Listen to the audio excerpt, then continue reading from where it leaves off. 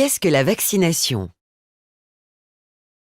Lorsqu'un agent infectieux, virus ou bactérie pénètre dans l'organisme, celui-ci le reconnaît comme agresseur étranger et déclenche des signaux de danger qui vont mettre en action ses mécanismes de défense. L'ensemble de cette réaction est appelée la réponse immunitaire. Elle est parfois décrite comme une bataille entre un agresseur, l'agent infectieux, et une armée personnelle, le système immunitaire. Le système immunitaire est composé des cellules immunitaires, aussi appelées globules blancs, qui, comme une armée, sont divisées en sous-populations, pouvant s'apparenter à des régiments spéciaux dont chacun possède une expertise propre et un rôle déterminé.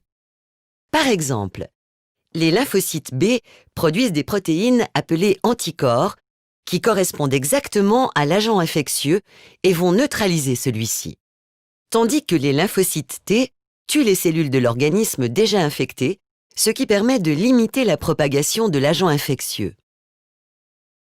Cependant, pour qu'elle soit vraiment efficace et adaptée, la mise en place de cette réponse immunitaire et la préparation des armées nécessitent du temps, pendant lequel l'agent infectieux se multiplie et développe ses effets nocifs entraînant la maladie.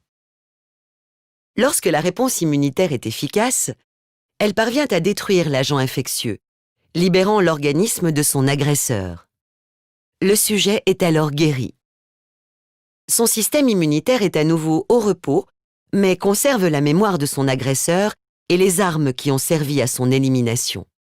Si le même microbe pénètre à nouveau dans l'organisme, il sera alors immédiatement reconnu et anéanti avant toute possibilité pour lui de se développer. Ceci explique pourquoi on n'attrape pas 2 fois certaines maladies, comme la rougeole par exemple. La vaccination consiste à introduire dans l'organisme un composant inoffensif qui est reconnu par l'organisme de la même façon que l'agent infectieux car il lui ressemble et déclenche ainsi la mise en place des mêmes mécanismes de défense. En d'autres termes, le principe de la vaccination consiste à reproduire les mécanismes de préparation des armes protégeant contre l'agent infectieux sans passer par la maladie. Historiquement, les premiers vaccins étaient constitués d'agents infectieux inactivés, comme celui contre la rage, ou atténués, comme le BCG. De nos jours, les progrès scientifiques tendent vers le développement de vaccins de synthèse, qui contiennent uniquement certains composants de l'agent infectieux, parfois améliorés pour en augmenter l'efficacité et l'innocuité.